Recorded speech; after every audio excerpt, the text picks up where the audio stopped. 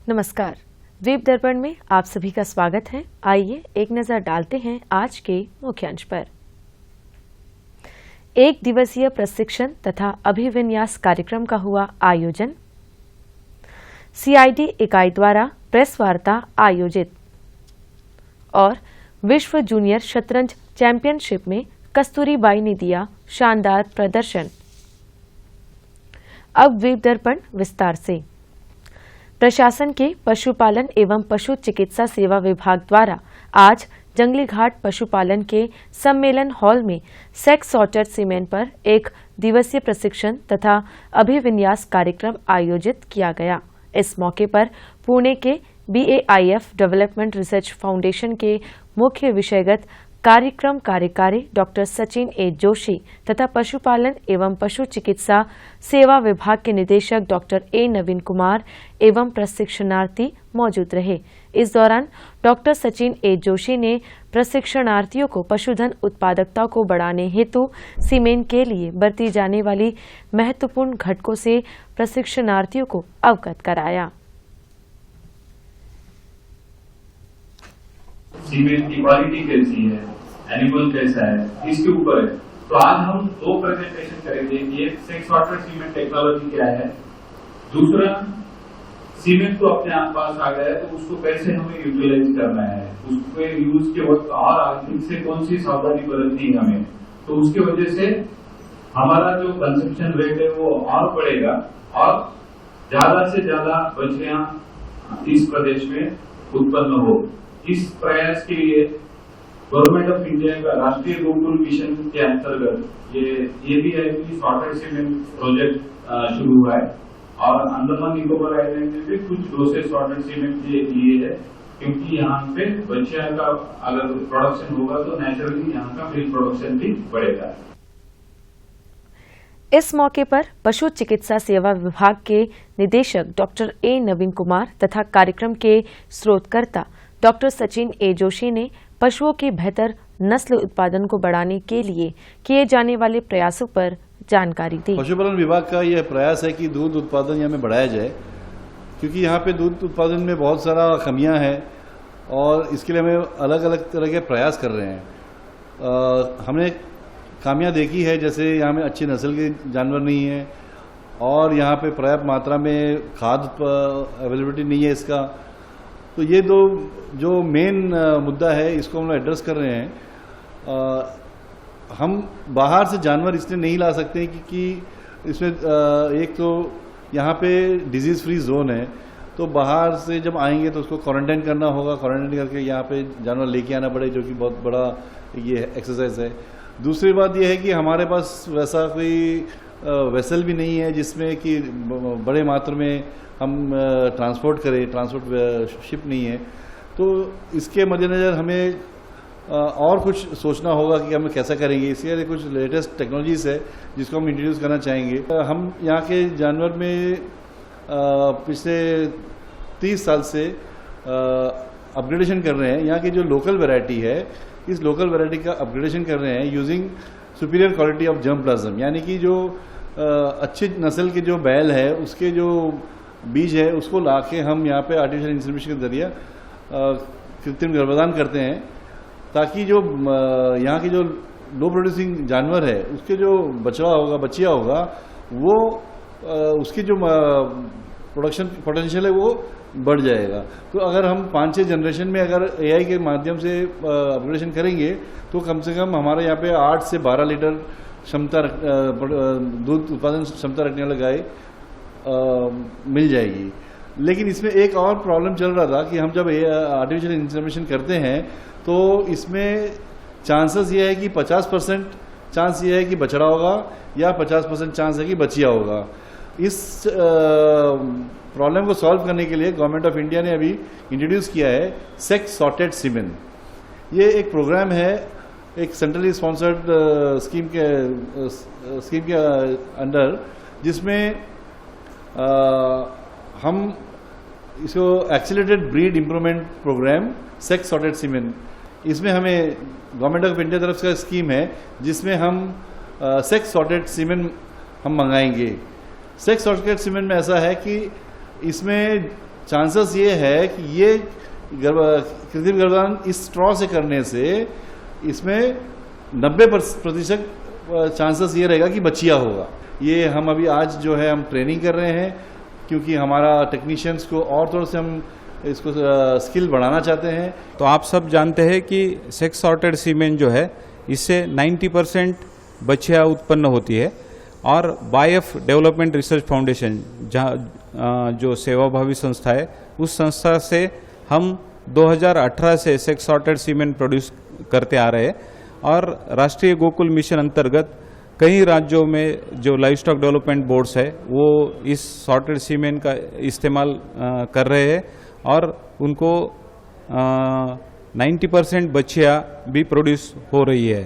तो इसकी वजह से हम जो अनवांटेड मेल काप्स है उसको हम कंट्रोल कर सकते हैं, और किसानों को ज़्यादा से ज़्यादा कम समय में दूध उत्पादनक्षम बच्चियाँ हम इस तकनीक द्वारा प्रोड्यूस कर सकते हैं। इस तकनीक से पूरे राज्यों में जो इस्तेमाल करने के बाद दूध उत्पादन भी बहुत ज़्यादा बढ़ेगा, और जो स्टेट्स में मिल्क डेफिशिएंट स्टेट्स है ये तकनीक बहुत अच्छे तरह से काम कर पाएगी। इसका स्कीम हम अभी फाइनलाइज करके अब हम सब सर्कुलेट करेंगे कि इसका कितना पैसा होगा, और अगर हम नहीं कर सकेंगे इसमें तो उसको पैसा वापस भी होगा।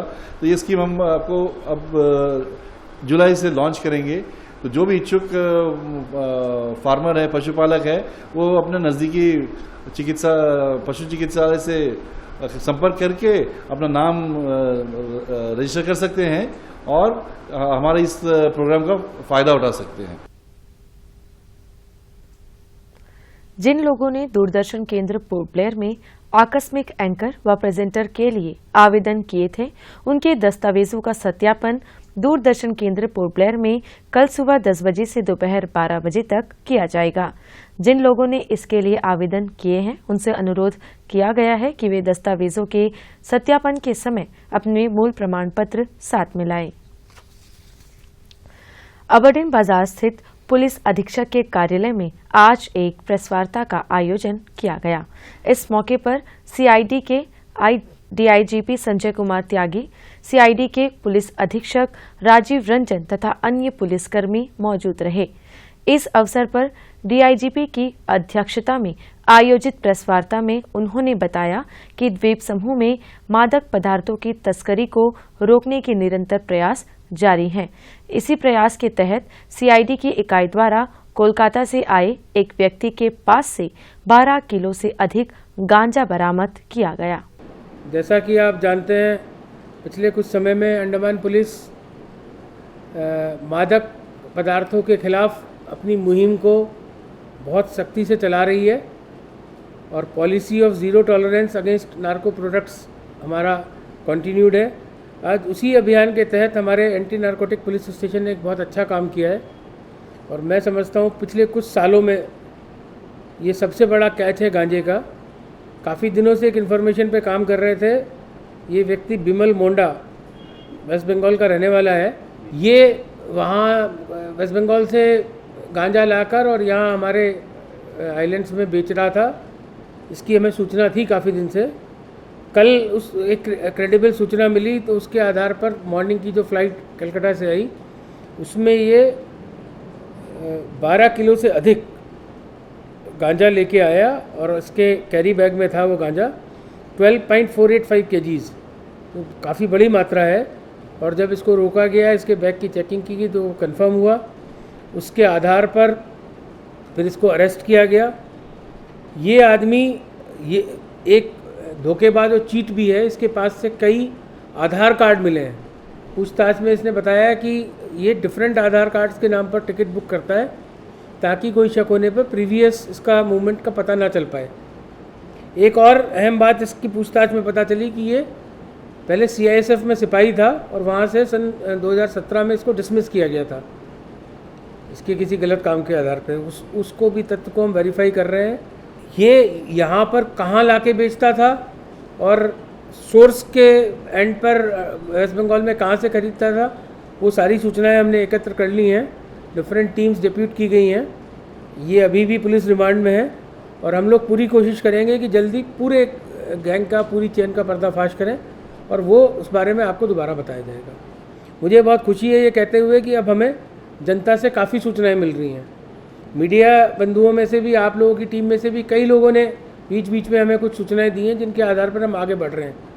मैं मीडिया के बंधुओं से और आम जनता से पुनः ये आग्रह करूंगा कि इस संदर्भ में कोई भी सूचना हो तो 24 घंटे में हमें कभी भी दे सकते हैं। और इसी से संबंधित एक अपील मैं साइबर अपराधों के बारे में करूंगा। आप लोग देख रहे होंगे, हम लोग अमूमन रोज़ प्रेस एडवाइजरी दे रहे हैं, आप लोगों के माध्यम से, मीडिया के, समाचार पत्रों के, ट्विटर के, सोशल मीडिया के माध्यम से पब्लिक से अपील कर रहे हैं कि जब भी कोई इस तरह की वारदात नज़र में आती है या आपके साथ कोई कोशिश करता है तो तुरंत पुलिस को बताएं। तो मैं समझता हूँ जनता के सहयोग के साथ, मीडिया के सहयोग के साथ और हम सारे सरकारी डिपार्टमेंट मिलके कम से कम अंडमान में साइबर अपराध और नार्को अपराध दोनों से इसको पूरी तरह जड़ से ख़त्म ना भी कर पाए तो कम से कम ज़रूर करेंगे। बिजली विभाग द्वारा जरूरी कार्य किए जाने के सिलसिले में कल सुबह 8 बजे से दोपहर बाद 2 बजे तक टंकी पहाड़, मॉडल गांव, पड़ाक बगीचा से शोलबे, कड़ाका चांग से फरारगंज, फरारगंज से जिरकाटांग और कैडलगंज तक बिजली आपूर्ति बाधित रहेगी। द्वीप दर्पण की अगली कड़ी इस ब्रेक के बाद। ए शिवा, देख आ गया सूर्य। तू अकेला आया रे, अब तुझे कौन बचाएगा? मेरे साथ है माँ का आशीर्वाद, 6 एयरबैग स्टैंडर्ड और 40+ एडवांस सेफ्टी फीचर्स। दिल में बस जाए एक्स्ट्रा। द्वीप दर्पण में आपका पुनः स्वागत है। 6 जून को मायाबंदर बाजार में एक दुकान के मालिक ने अपनी दुकान में रात को हुई चोरी की शिकायत का मामला मायाबंदर थाने में दर्ज कराई थी। इस पर मायाबंदर थाने के थाना अध्यक्ष इंस्पेक्टर पीके अब्दुल आरिफ के नेतृत्व में एक विशेष टीम का गठन किया गया। टीम के गहन प्रयासों से मायाबंदर के 19 वर्षीय निवासी की पहचान मुख्य संदिग्ध के रूप में की गई। इस चोरी के मामले में नाबालिग भी शामिल था। पूछताछ में उसने अपने अपराध को स्वीकार किया और मामला दर्ज होने के 3 घंटे के भीतर आरोपी से चोरी की गई नकदी बरामद कर ली गई। यह पूरा अभियान उत्तर व मध्य अंडमान जिले के पुलिस अधीक्षक गीतांजलि खंडेलवाल के समग्र निर्देशन एवं पर्यवेक्षण में किया गया। आम जनता से अनुरोध किया गया है कि वे किसी भी अपराध या अवैध गतिविधियों से संबंधित कोई भी विश्वसनीय जानकारी अपने नजदीकी पुलिस थाने या फोन नंबर 100-112 और 03-192 273344 पर दे। सूचना देने वाले की पहचान गुप्त रखी जाएगी और उन्हें उचित पुरस्कार भी दिया जाएगा। अब द्वीप दर्पण की अगली कड़ी इस अंतराल के बाद। आया गया? नहीं पापा। चाची, कब से खांसी है इनको? महीने भर से होगी। टीवी तो चल जाएगा, लेकिन टीबी का क्या? 2 हफ्ते से ज्यादा अगर खांसी हो ना तो अपने बलगम की जांच स्वास्थ्य केंद्र में करवाइए। हो सकता है आपको टीबी हो। टीबी? और हमको? किसी को भी हो सकती है, लेकिन 6-8 महीने का इलाज है बस। अगर दवा बीच में रोक दी तो टीबी बिगड़ भी सकती है। बहुत पैसा लग जाएगा। देश के हर सरकारी स्वास्थ्य केंद्र में इसके इलाज और जांच दोनों मुफ्त होती है। आया क्या? आ गया। टीबी हारेगा, देश जीतेगा।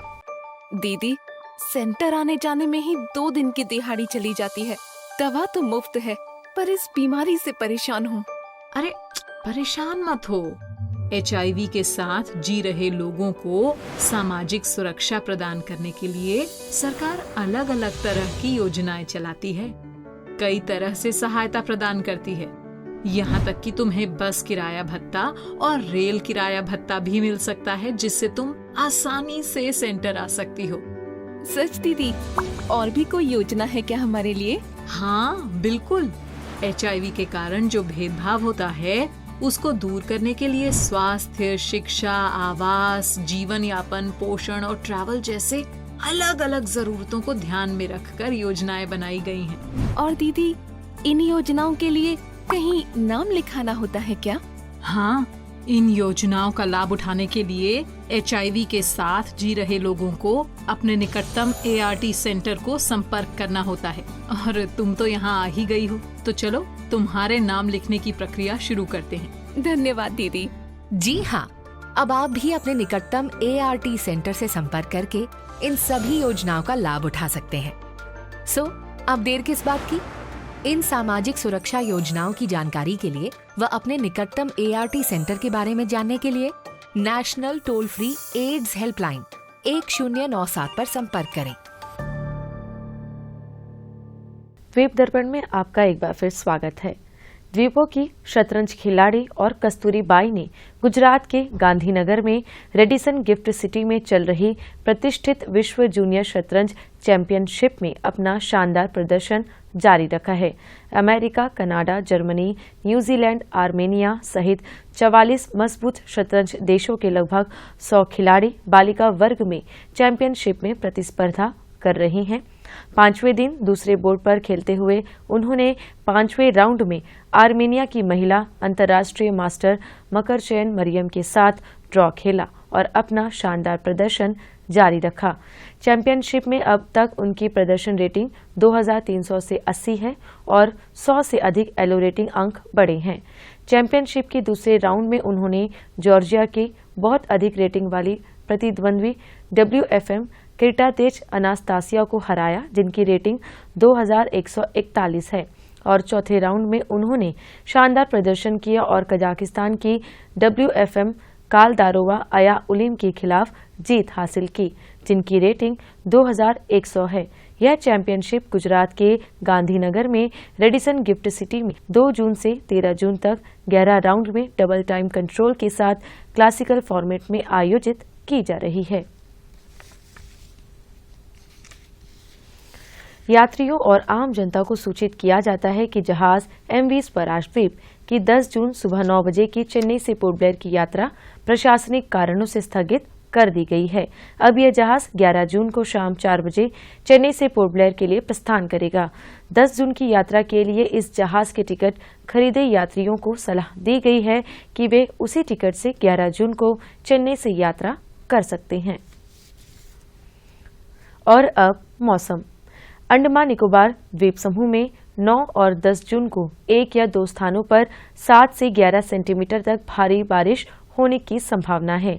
इस दौरान 40 से 50 किलोमीटर प्रति घंटे की रफ्तार से हवा चलेगी और समुद्र अशांत रहेगा। वहीं लहरों की चेतावनी के तहत अंडमान निकोबार तट के लिए आज रात 11:30 बजे तक 1.9 से 3.0 मीटर की सीमा में ऊंची लहरों के उठने का पूर्वानुमान लगाया गया है। लहरों के बढ़ने की संभावना है और नावों को पूरी सावधानी के साथ अत्यंत सतर्कता के साथ चलाने की सलाह दी गई है।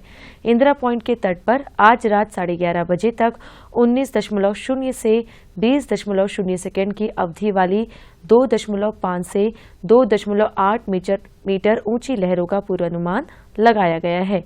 तट के पास लहरों का बढ़ना संभव है, इसलिए छोटे जहाजों को नहीं चलाने की सलाह दी गई है और समुद्र तट के पास पानी में कोई भी गतिविधि आयोजित करने की मनाही है। तटरेखा पर छोटी नावों का प्रवेश या निकास निषिद्ध है। किसी भी आपात स्थिति में राज्य और जिला नियंत्रण कक्षों से संपर्क करने को कहा गया है। इस बारे में अधिक जानकारी और सूचना के लिए राज्य आपात संचालन केंद्र से हेल्पलाइन नंबर 1070 तथा जिला आपात संचालन केंद्र से हेल्पलाइन नंबर 1077 पर संपर्क किया जा सकता है।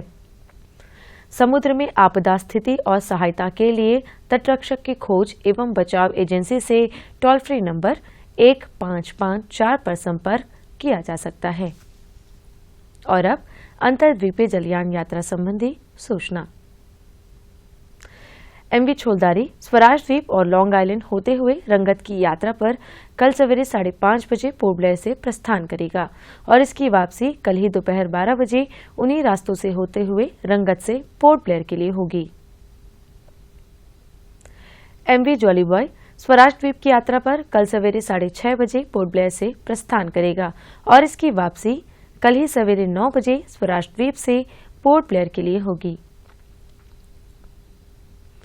एमवी लॉन्ग आइलैंड शहीद द्वीप की यात्रा पर कल सवेरे 6:30 बजे पोर्ट ब्लेयर से प्रस्थान करेगा और इसकी वापसी कल ही सवेरे 8:45 पर शहीद द्वीप से पोर्ट ब्लेयर के लिए होगी।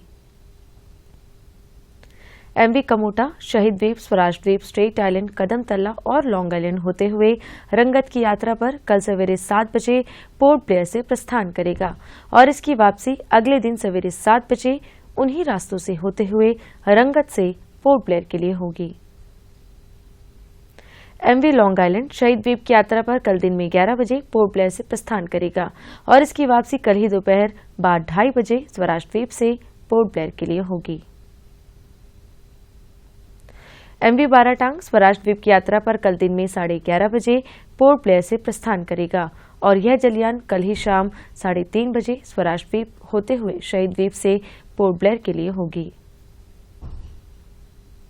एमवी जॉली बॉय शहीद द्वीप होते हुए स्वराज द्वीप की यात्रा पर कल दोपहर बाद 2:30 बजे पोर्ट ब्लेयर से प्रस्थान करेगा और इसकी वापसी अगले दिन सवेरे 5:30 बजे स्वराज द्वीप से शहीद द्वीप होते हुए पोर्ट ब्लेयर के लिए होगी।